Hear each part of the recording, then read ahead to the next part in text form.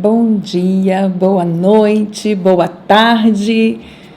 Eu vou esperando vocês entrarem aqui. Andréia, Mariana, Dani, Suelen sim. Luísa, Elcana, muito legal. Elvanda, Geisa, Mariana, Geisa. Gente, que bacana. Gabriela, vocês estavam tudo aí esperando? Lídia, muito legal, gente, muito bom. Bom, eu quero me apresentar. Para quem não me conhece, eu acho que a maioria que me conhece, mas sempre está chegando gente nova, né? Eu sou Sayonara Machado, sou psicóloga clínica, especialista em casal e família. E a gente vai fazer essa live aqui no Instagram e depois eu vou colocá-la lá no YouTube e vai ficar lá gravadinha, né? Para quem quiser ir lá e ver novamente, compartilhar, ou para quem não nos segue aqui. E se você não nos segue lá no YouTube, vai lá nos seguir, Sayonara Machado. E se você não nos segue no Instagram, vem nos seguir no Instagram, Sayonara Psicóloga. Bom, a gente vai conversar um pouquinho hoje sobre família, né? E eu coloquei o tema lá da seguinte maneira: e a família, como vai? Né? E eu comecei a receber algumas perguntas já, e algumas pessoas me escreveram aqui sobre isso, né? E algumas pessoas aí já estão me perguntando, vai ser sobre o quê? Vai ser sobre família, né? É o que a gente está falando aqui agora, nesse momento, sobre família. E a pergunta é: e a família, como vai? A gente está sempre ouvindo essa pergunta, né? De modo geral, alguém pergunta e você fala, tá tudo bem, né? A gente já falou sobre isso aqui, mas é um assunto muito pedido e as pessoas gostam muito desse assunto. E eu tô vendo que tá chegando bastante gente: Raíssa, Daniela, Julie, Domingos, muito bom ter vocês aqui. E depois que a gente falar um pouquinho sobre família, aí por volta de uns 10, 15 minutinhos no máximo, eu vou abrir para vocês também fazerem as perguntas de vocês. Vamos lá então. Ontem foi dia dos namorados aqui na Austrália, né? 14 de fevereiro de 2019. E aí é uma data muito comemorativa, né? Onde a gente vê os filhos... não vê os filhos não, onde a gente vê as pessoas comprando flores e animadas e felizes, e os casais bastante felizes, comemorando, levando flores para os seus amados, suas amadas, e me fez refletir algumas coisas sobre família, sobre casais, né? O que, por exemplo... Quando a gente tem algumas coisas na vida, para você precisa de ter uma formação, né? Você não vai conhecer um psicólogo que nunca fez uma faculdade, é impossível. Você não vai conhecer um médico que nunca fez uma faculdade. E aí a gente está falando de, no mínimo, 5, 6 anos para a formação e mais alguns 5, 6, e aí não acaba mais, anos para uma especialização. Depois que você se especializa, você continua sempre indo lá a alguns seminários, participando, escrevendo, ativa de alguma forma naquela profissão que você escolheu. Então, muito bem. E aí você se torna um profissional. E quando a gente conhece alguém e a gente se apaixona por esse alguém e a gente casa, e aí? Né?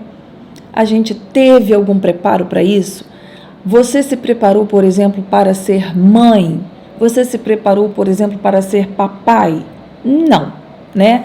A gente simplesmente casa e os bebês vão chegando e a gente vai já saindo daquele estágio de esposa e esposo e já vai passando para o estágio, né, o novo papel, a nova identidade de mamãe e de papai. Muito bem. Então, essa nossa palavra serve para você que nem é casado, que está namorando, para você que já está num namoro aí, já namorido, para você que já está casada de pouquinho, para você que já está casada de muitinho, para você que já está, independente de quantos anos você esteja casado, né? Essa palavra serve para todos nós. Então, o que acontece? Quando você se casa, você não tem esse preparo, e aí você começa a enfrentar as dificuldades que o casamento vai te trazer. Então, comparando, né? Se a gente comparar, por exemplo, quando a criança nasce, ela vai passar pela primeira infância, onde ela não sabe falar e ela quer se expressar, ela quer falar. Então, ela sai falando de qualquer jeito, ela vai atropelando as palavras e aí você tem que entender. E às vezes a criança está falando, quando você não entende, ela fica super irritada, ela chora, né? Como ela não tem ainda a fala, o que ela tem? Ela tem o choro e ela se comunica através dele, né? Então a criança está muito chorando, muito irritadinha, tem alguma coisa errada ali.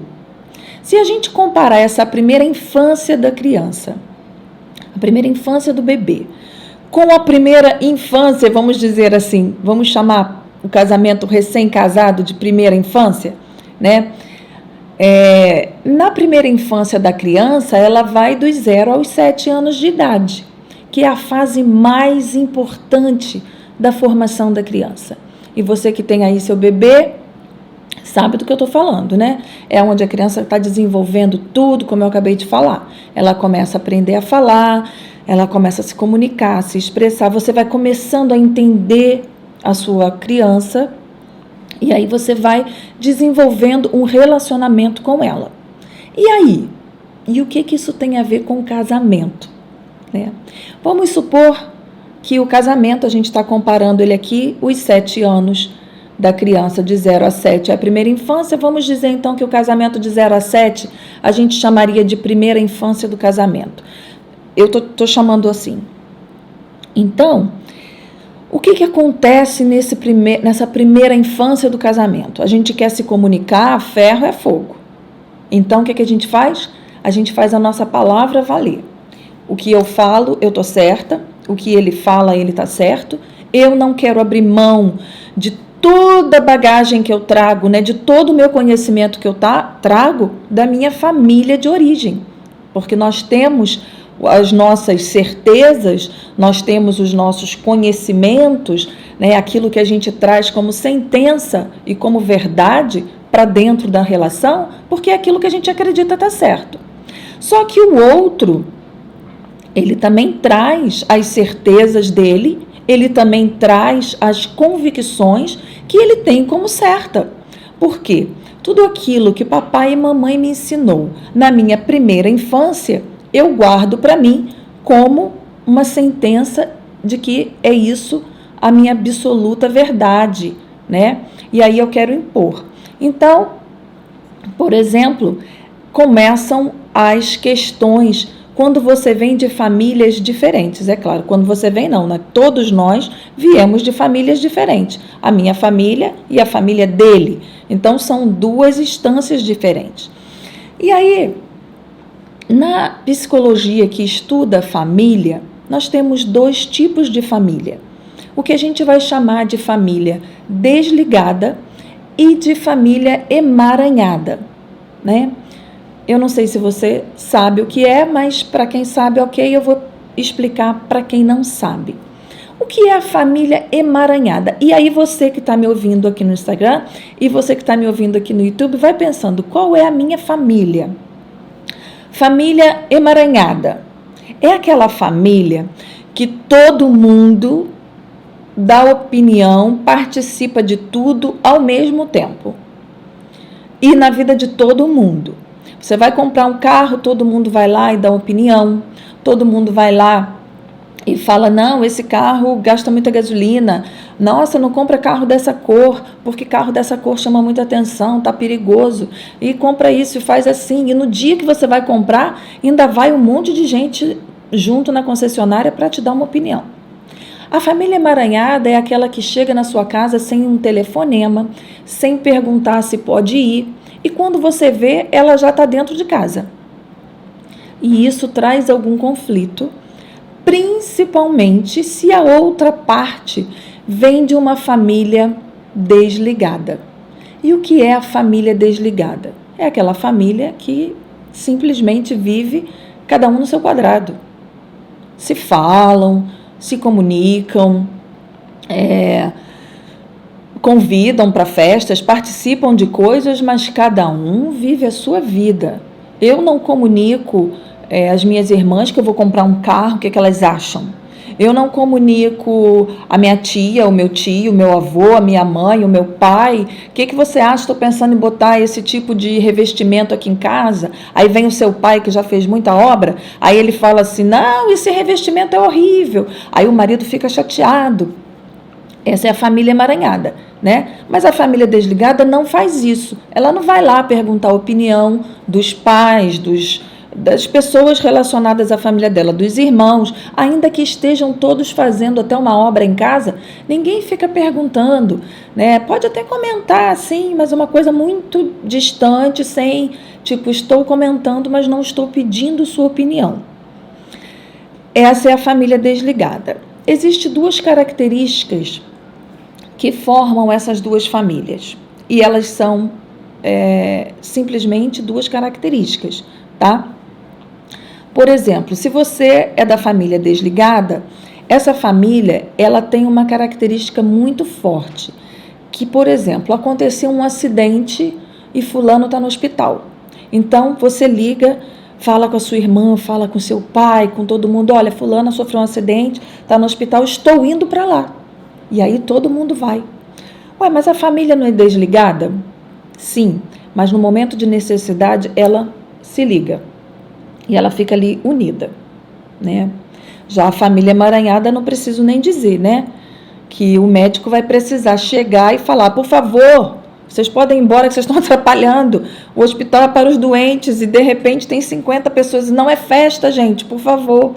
Né? Essa é a família emaranhada, porque já vai todo mundo para lá, já leva uma bolsinha com sanduíche, ó, trouxe aqui um sanduíche, quer um cafezinho? Tá, o que o médico disse? Não sei o que, tá? Faz daquilo ali um evento e fica todo mundo ali, né?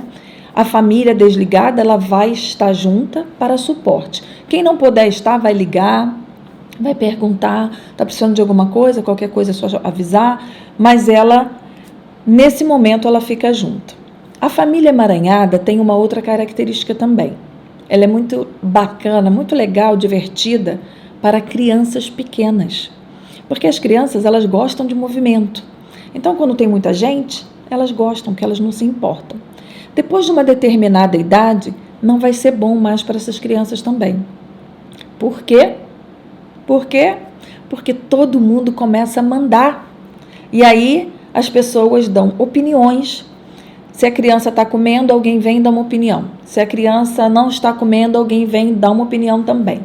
Então essa família começa já a trazer assim, um certo sufocamento, mas aí você vai crescendo nessa família, então está tudo bem. Ok. E aí, quando a gente casa, a gente está ali naquela primeira infância do relacionamento conjugal, é uma confusão tremenda. Porque se você vem de uma família desligada, você não aceita que a sua sogra, por exemplo, chegou lá sem ligar, sem falar nada, e já vai direto na sua cozinha, abre as panelas, e aí fala, mas o que você tem cozinhado? Qual é a comida que você faz para o meu filho? E aí isso é um problema, né? Por quê? Porque essa esposa, mesmo estando na primeira infância do seu casamento, ela não está querendo dar satisfações e participar da vida dela com a família, com a sogra. Ela casou com ele, ela não casou com a família, né? E aí ela fica chateada, porque o marido não fala nada, e ele acha isso normal. E por que ele acha isso normal? Ele acha normal porque ele vem dessa família. que é toda emaranhada, onde todo mundo dá palpite, onde todo mundo conversa e entra e já vai falando o que acha, o que não acha, abre a geladeira na casa do outro porque ele considera que é assim que é normal. E a outra família que vem a outra parte que vem de uma família desligada, ela fica apavorada. E aí como ela reage? Brigando, né? Como as criancinhas na primeira infância fazem. Elas brigam pela conquista do seu território. Elas querem conquistar o seu lugar e elas querem dizer o que é certo e o que é errado. E aí, Sayonara, como que a gente faz para manter essa relação? Então aí eu vou lá na minha primeira fala. A gente, quando quer especializar-se em alguma coisa, quando a gente estuda e a gente se torna alguma coisa, a gente teve alguns anos ali de estudo, de pesquisa, de envolvimento com aquela matéria. E a gente casa sem saber nada. Imagine alguém te jogando num centro cirúrgico se você nunca nem estudou medicina. Como que ficaria? Como que você se sentiria?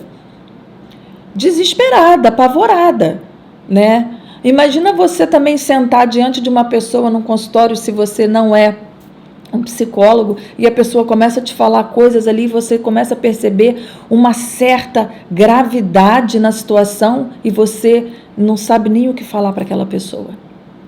Em todas as profissões seria difícil.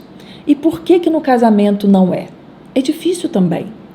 É difícil também. A gente dividir as nossas particularidades, a gente saber compartilhar dos nossos aprendizados e dos nossos conceitos pré-estabelecidos pela nossa família de origem, né? Só que agora a gente tem uma família principal, que é a nossa família no momento, né? Então, uma coisa muito importante para a gente entender também é isso, né? Que quando a gente constitui uma nova família, a sua família de origem já não é mais a sua família.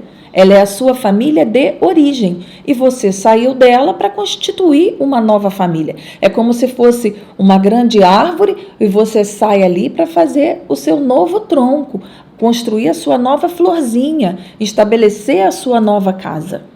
E a gente se fica muito só ligada ali naquela árvore principal, né? A gente não desenvolve essa nova árvorezinha, esse novo galinho, né? Que é a nova família que se estabeleceu, e a gente continua sugando a energia da nossa família de origem, né? Tem casais que casam e ficam por muito tempo dependente financeiramente, por exemplo, da família de origem, porque, né, não pensaram antes de casar, não tiveram ali um planejamento financeiro, e aí os problemas começam a existir. Existe, né, um dito popular que fala a crise dos 7 anos. E quando a gente está saindo da primeira infância, que é de 0 a 7 anos, né, a gente está entrando numa outra infância que é chamada a pré-adolescência, né, os juniores. Então, o casamento ele também vai entrar nesse novo momento, né? Que é um momento onde as coisas estão assim, meio lá, meio cá, vamos dizer assim, né? Já foi pior, agora está bem melhor, porque agora eu já disse que eu gosto assim, que eu não gosto assado, e agora minha sogra me respeita, ela já não vem mais aqui. Ou então a sogra fica com raiva, porque você acaba sendo mais áspera, né? E acaba sendo um pouquinho mais ríspida com alguém que está muito acostumado a viver ali naquela coisa, mas é tão normal, aqui em casa todo mundo entra, todo mundo faz tudo junto, e por que agora meu filho casou, eu não posso ir lá? Agora minha filha casou, meu genro também não gosta que eu vá lá. É difícil entender. E aí depois de alguns anos a família começa a respeitar o espaço do outro, respeitar a opinião do outro. Uma coisa interessante que a gente vê muito em clínica, que às vezes o casal chega, recém-casados, e chegam assim, as duas partes, né? Tanto o homem quanto a mulher, completamente certo de que eles estão certos. Ou seja, eu estou certa e ele está errado. e ele diz, eu tô certo e ela está errada. E aí, gente, como que a gente conserta isso? Né? A gente precisa entender que casamento, nada vai casar, né? Casamento são duas coisas que se unem. E para duas coisas unirem, precisa ter um recheio aqui no meio, né? Para unir ali, ó, o bem casado, o biscoitinho, que, né, são duas partes. O que a gente faz para unir duas partes que são singulares e agora vão se unir? Esse recheio aqui no meio é o entendimento, é o diálogo, é a construção psíquica desse casal que está se formando agora. Então, é preciso as duas partes começarem a abrir mão. Caso contrário, a gente vai passar para a adolescência, né? Lembrando que a gente está fazendo essa simbologia, né, da progressão do casamento, a gente vai chegar ali e vai acontecer o quê, gente? A fase da rebeldia, né? E aí é um achando que está certo, é o outro achando que está certo, eu não abro mão das minhas certezas, você também nunca abriu mão das suas certezas e vai, né, sendo mais complicado ainda. E aí muitas pessoas vão falar, nós precisamos ter mais diálogo. Sem dúvida nenhuma, o diálogo é importante, mas o diálogo ele só acontece quando a gente quer abrir mão, quando a gente deseja que isso aconteça, né? Então, é um ciclo, né, que a gente vai, se a gente não rompe ali os acontecimentos meio prejudiciais para a família, a gente vai construindo um ciclo vicioso de erros, erros e erros, ok? Bom, então eu já falei aí 20 minutos e eu vou abrir agora para vocês me fazerem perguntas. E agora eu vou começar a ler as perguntas aqui do Instagram, né? Vamos lá, gente. Pode fazer as perguntinhas e eu vou começar a ler a partir de agora. Se você já fez pergunta antes, eu não li, porque eu estava só falando. E aí, se a gente fica falando e olhando para cá, para as perguntas, a gente confunde tudo e não consegue, perde, né, o fio da meada. Então, vamos lá. Bom, se ninguém tiver nenhuma pergunta, a gente vai encerrar o vídeo, né? Porque eu não tô vendo, ninguém está perguntando nada. Tá, entrou uma pergunta. Eu e meu esposo achamos até graça de passar isso, de pensar que isso foi um problema. Bom, você já deve ter falado lá para cima e eu não vi. Por gentileza, comenta um pouco sobre filhos do companheiro que não mora conosco e a mãe do filho sempre perturba a nossa relação. Importantíssima essa pergunta, importantíssima essa colocação. Bem, primeira coisa que você precisa entender, quando você casa com alguém que tem filhos, você não está casando só com uma pessoa, você está casando com o sistema. Por quê? Ele já veio, ele tinha uma família de origem, ele rompeu essa família de origem, construiu uma nova família, construiu filhos e ele se divorcia. Então agora você tem os filhos do divórcio desse sistema que vão entrar ali também no seu sistema familiar. Não tem como você deixar de ser pai, não tem como você deixar de ser filho de alguém porque ele se divorciou, né? E aí você fala, os filhos não moram conosco e ela está sempre perturbando a nossa relação. Na verdade, ela deve estar exigindo alguma coisa que esse pai, por algum motivo, também está falhando, né? E o que seria esse perturbar a nossa relação? Será que esse pai que hoje tem um novo casamento, ele continua sendo um pai presente para essas crianças? Ele continua fazendo o papel dele de pai? Isso é muito interessante, tá? Essa é uma pergunta muito séria. Eu já vou ler a pergunta da Dani, mas essa é uma pergunta muito séria e é uma situação bastante que a gente deve colocar, estrelinhas e highlight. Você conheceu alguém, essa pessoa tem um filho? Você está disposta a entender a dinâmica dessa família, a caminhar junto com essa família, junto com esse homem, junto com essa mulher que já tem um filho? Porque caso contrário vai ser bastante complicado, viu? Você tem que entender e vai ter que ter bastante compreensão aí nessa relação. No começo do meu casamento era só briga. Agora, depois de 7 anos, olha, convivemos melhor, aprendemos a ceder. Olha o que eu falei aí, quando a gente vai saindo dos 7 anos, vai saindo da primeira infância. Então, a primeira infância do casamento. E quando o filho do companheiro mora conosco? Bom, quando o filho do companheiro mora com o novo casal, é muito importante também você entender que você está fazendo para essa criança, principalmente se é uma criança de menor, né? Você também está fazendo um papel de mãe ou de pai dessa criança. Eu, por exemplo, já recebi adolescentes e jovens de 28, de 30 anos e de relatar, quando minha mãe se separou do meu padrasto, ele me abandonou. A fala é porque para ela via aquele padrasto como um pai. Ela via aquela madrasta como uma mãe. E aí, porque se separaram, ela acha que aquele padrasto e aquela mãe o abandonaram. Então, olha a importância que tem para uma criança, para um jovem, independente da idade, o papel que você está exercendo na família do seu cônjuge. Olha como você pode aí desconstruir essa ideia de que madrasta é uma coisa ruim e de que padrasto é uma coisa ruim. Olha como pode ser linda essa relação de vocês, quando você tiver realmente um pouquinho de amor por essa criança também. E entender, né? Sempre, gente, quando a gente se coloca no lugar do outro, as coisas ficam mais fáceis, né? Entender que uma criança, ela nasce ali no lar e tudo que ela quer é ver papai e mamãe juntos para sempre. E de repente já não é mais papai e mamãe, já tem uma outra pessoa. É normal a criança, o jovem, independente da idade, no começo ter uma certa resistência pela essa nova pessoa que entra agora no sistema familiar, né? É importante a gente entender isso, muito importante. E se colocar no lugar desse jovem, dessa criança, independente da idade, ok? Vamos ver aqui a pergunta da Cibele. Família emaranhada completamente há 20 anos. Por onde começar?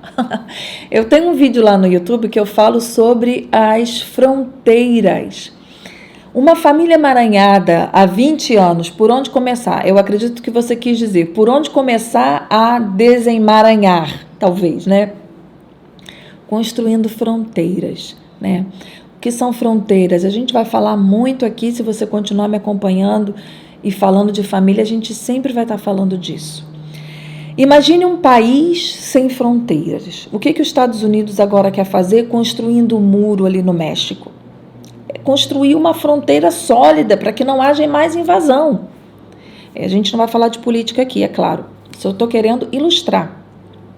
O que seria de uma cidade onde começa São Paulo, onde começa o Rio de Janeiro, onde começa Minas Gerais, se não tem fronteira, se não tem nada que demarque o espaço. Então, a família, às vezes, a família emaranhada, ela não tem fronteira. E a gente precisa construir essas fronteiras. Por onde começar? Fazendo fronteiras, construindo barreiras ali para proteger a sua família. O vídeo que está lá no YouTube se chama... se você está aqui no YouTube, você vai achar, e depois, se você está no Instagram, você pode procurar lá. Protegendo a nossa família, tá? Vamos ver aqui a pergunta da Monice. Se sua mãe inventa mentiras comprovadas para tirar paz da sua família, como você deve agir?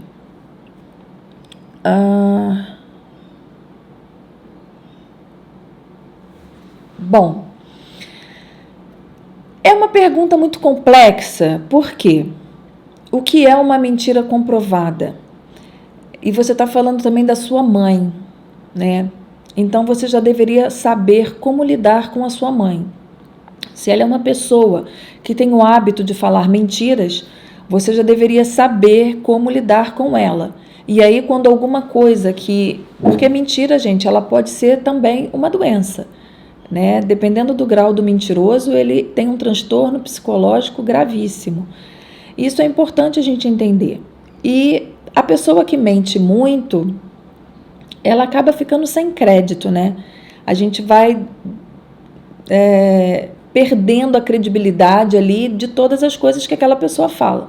Então, você também que está aqui me ouvindo e que é uma pessoa que está sempre mentindo, e às vezes fala assim, mas a mentira pode ser uma mentira construtiva, pode ser uma mentira para